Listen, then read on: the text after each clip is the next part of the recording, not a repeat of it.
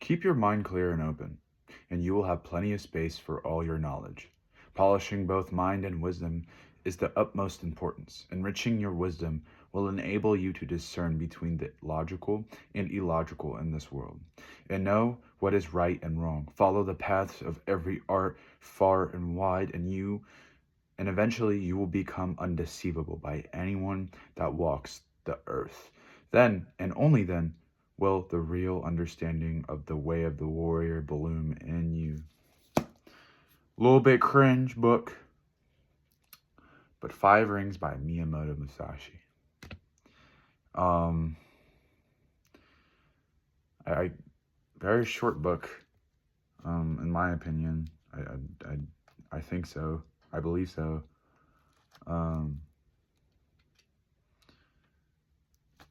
I read this like 10th grade or 11th grade. I don't remember, but I read it. Now that I'm starting a martial art, actually officially starting it is important that I probably read this book. Really read it. But I will be starting, instead of Plato the Republic, too repetitive. Can't keep up. I think I'm gonna read that on my own time. I'm deciding to switch to this book. I'll be reading. It's my favorite book of all time. I fucking love this book. I will be annotating it, and giving little. Oh, I got water here. Annotating it but putting sticky notes in every chapter to add a little sparkle to it, you know? My thoughts on the chapter.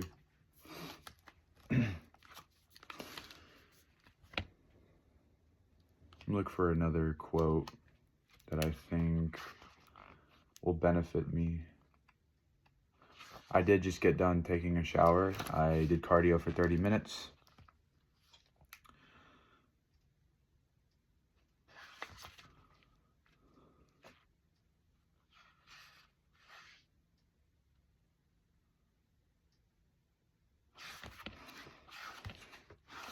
I feel like this is more of a book where you'd have to read it the whole way to really understand it. I mean, not really. I think you'll understand on the way. I really abstained from annotating in this book because I really liked it. I didn't want to damage it. For samurai who practice Way of the Warrior, the most fundamental basis of the path involves exceeding others in anything they do. Whether it is a success in crossing swords with an opponent or winning a battle against many, exceeding others is how we gain prestige and how we make a name for ourselves and our lords. All of this can be found in the excellence of the Way of the Warrior.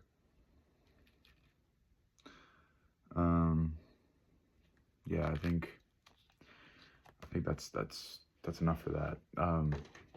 It's starting to sound cringe, even though I don't find it cringe. I know other people will find it cringe. I definitely read that on my own time, though. I think it was a bad book to start with. I thought it was a good idea, but I'm gonna be switching to The Daily Stoic by Ryan Holiday.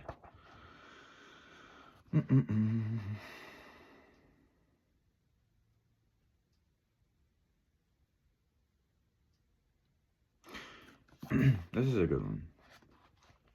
Remember that to change your mind and to follow someone's correction are consistent with a free will, for the action is yours alone, to fulfill its purpose in keeping with your impulse and judgment, and yes, with your intelligence.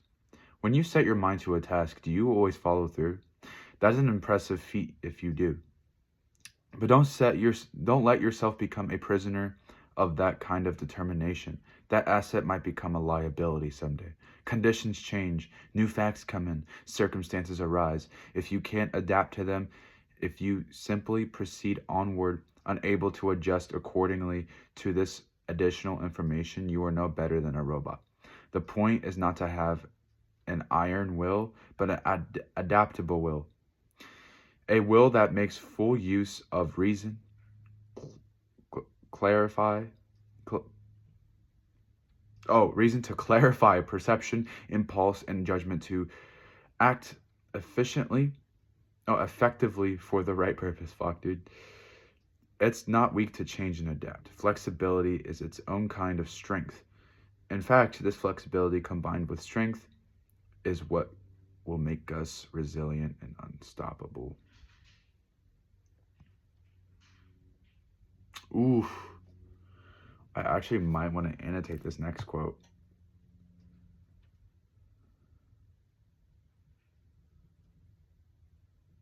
Okay. This is a really good one. Whenever you suffer pain, keep in mind that it's not going to be ashamed of. It's nothing to be ashamed of, and that it can't degrade your guiding intelligence, nor keep it from acting rationally. Dude, Coach punched me in the fucking head too hard yesterday, bro. I'm not thinking right.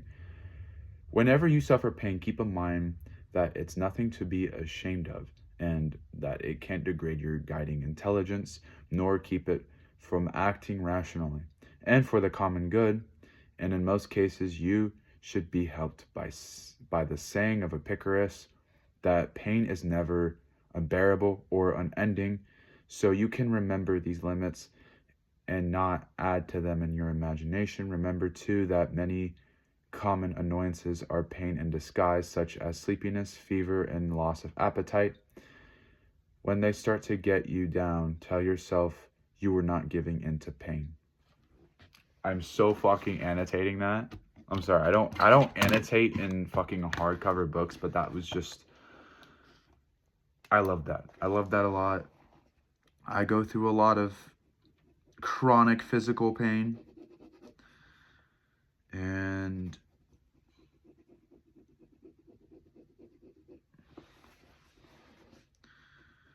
yeah, I think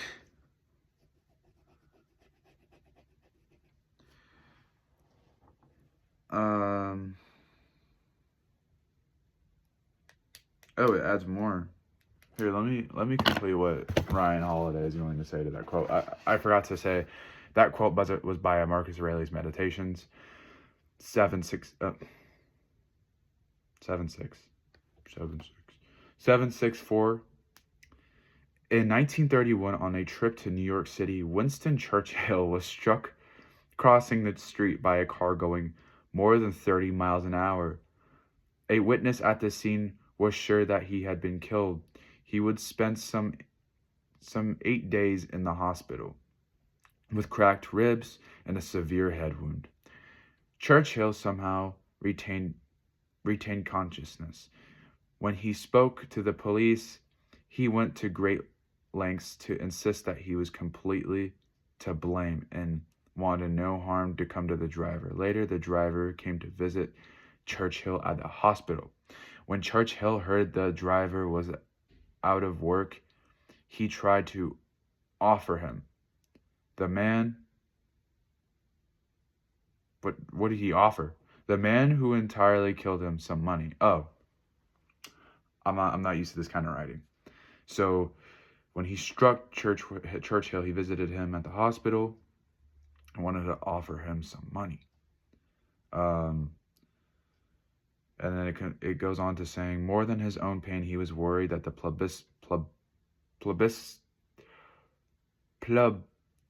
what the fuck? I've never tried to say this word. Publicity from the accident would hurt the man's job prospects, and sought to help how he could. Nature is merciful. He wrote in a newspaper article about the experience, and does not try her children, man or beast, beyond their compass. It is only where the cruelty of man intervenes the hellish torments appear. For rest, to live dangerously, take things as they come, dread not, and all will be well. In years to come, Churchill and the world witnessed some of the most hellish torments that man could invent, yet, along with many of our ancestors, endured pain as well. As honorable as it was, eventually all he would be well again. Because, like Epicurus says, nothing is unending. You just need to be strong and gracious enough to get through it. I completely just closed the book and didn't put a tab mark on it. Fuck. That's how you know Coach hit me too hard.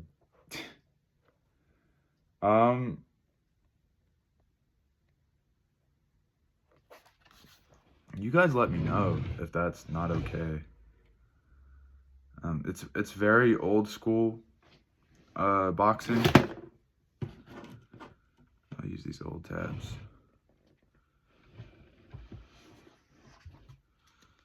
Yeah. I'll use these old ones. That brings back memories. Anyways, you guys let me know if that's wrong.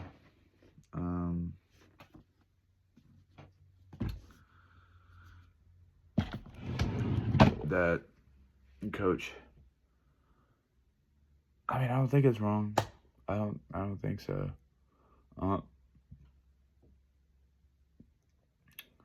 First day in the gym, I end up giving a good body shot to somebody, and he was like, "All right, since you wanna spar hard, let's spar hard."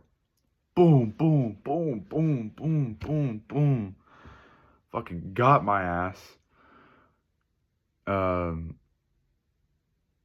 The most humiliating part about it was he was trying to coach me while he was beating my fucking ass. I was like, fuck, bro. Like, Jesus fucking Christ. But yeah. I will be studying on more boxing. I don't think it's a bad thing to study boxing. You know?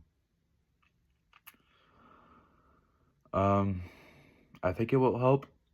You know, it doesn't beat experience, but I think it will aid as a tool, you know. But yeah, I'm about to read this book right here.